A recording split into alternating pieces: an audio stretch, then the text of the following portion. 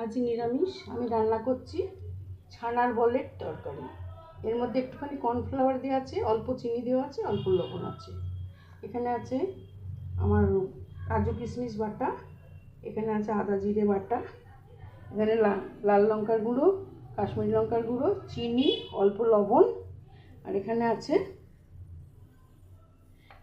গরম মশলা, জিরে, তেজপাতা ফোড়ন দেওয়ার জন্যে, আর অল্প টমেটোর কুচি, আর আছে ক্যাপসিকাম আর গাজরের কুচি। গাজরগুলোকে আমি একটু হালকা করে সিদ্ধ করে নিয়েছি।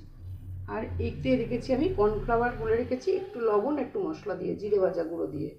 এবার আমি এটাকে বলগুলোকে এই কর্নফ্লাওয়ারে গুলে ডুবিয়ে বল মতো করে ভেজে নেব, নিয়ে আমি তরকারি করব। কর্নফ্লাওয়ার আর একটু লবণ দিয়ে আমি ছানাগুলোকে ভালো করে মেখে বল তৈরি করে নিয়েছি। আর এখানে রেখেছি আমি কর্নফ্লাওয়ারটাকে একটু মশলা আর লবণ একটু চিনি দিয়ে গুলে রেখেছি। এটা দিয়ে আমি বলগুলো ভেজে নেব। এই যে আমার তেল গরম হয়ে গেছে, এবার আমি বলগুলো ভাজবো।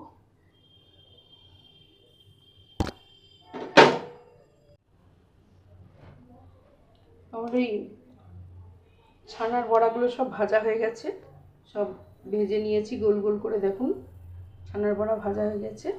এবার আমি কড়াতে তেল গরমই আছে, তার মধ্যে আমি ফোড়নগুলো দিয়ে দেবো। এলাচটাকে থেতো করে নিয়েছি, জিরে, তেজপাতা আর গরম মশলা।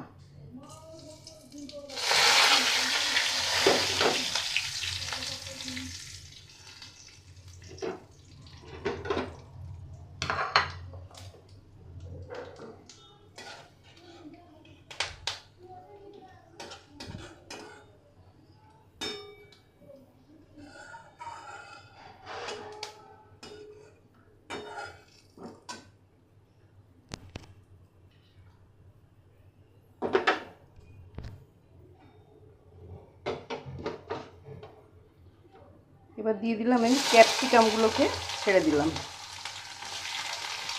গাজরটা তো একটুখানি গরম জলে দিয়ে গরম করেই রেখেছি, ওই জন্য ক্যাপসিকামের একটুখানি নাড়াচাড়া করে তবে আমি গাজরটা দেবো, তারপরে আমি মশলাটা দেবো।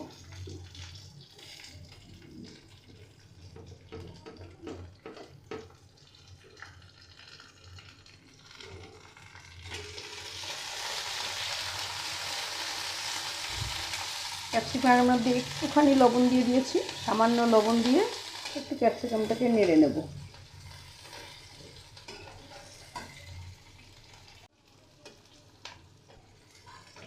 ক্যাপসিকামটা আমার হয়ে গেছে। এবার আমি এতে অল্প করে ভাপিয়ে রাখা গাজর আর টমেটোটা দিয়ে দিলাম।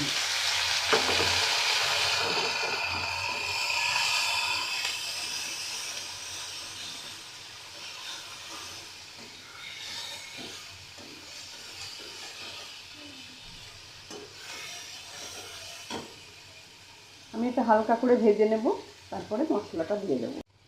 হয়ে গেছে আমার গাজর, ক্যাপসিকাম আর টমেটো ভাজা। এবার আমি এতে আদা জিরে বাটাটা দিয়ে দিচ্ছি, আদা আর জিরে বাটা। আর তার সঙ্গে দিচ্ছি চিনি, লঙ্কার গুঁড়ো, লবণ আর কাশ্মীরি লঙ্কার গুঁড়ো অল্প করে, একটু রং হওয়ার জন্যে।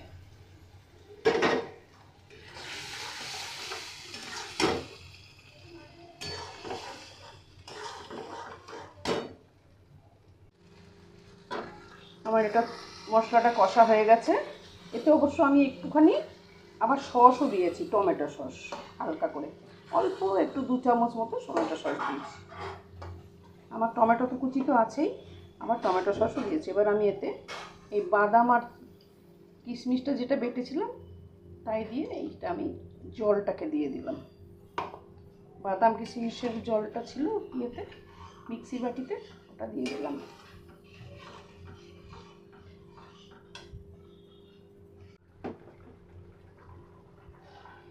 আমার তরকারি হয়ে গিয়েছে। এবার আমি এতে বাদাম আর কিশমিশ বাটাটা ঢেলে দিচ্ছি।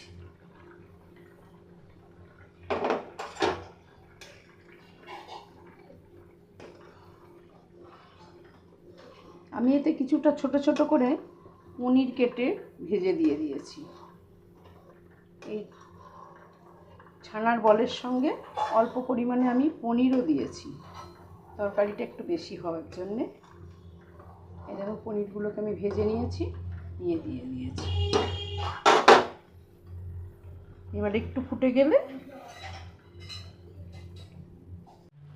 আমার গ্রেভিটা তো তৈরি হয়ে গেছে। এবার আমি এখানে সাজিয়ে রাখা বলগুলোর মধ্যে, এই ছানার বলগুলোর মধ্যে আস্তে আস্তে করে সব দিয়ে দেবো। সবসময় এইগুলো তৈরি করতে গেলে একটু ঝোল ঝোল রাখতে হবে, তা নাহলে পরে সব ঝোলটা টেনে নেবে আর শুকনো শুকনো মোটেই খেতে ভালো লাগে না। দেখুন কত সুন্দর দেখতে লাগছে। পনির, অল্প পনির দিয়েছি ওর সঙ্গে, আর দিয়েছি ছানার বল।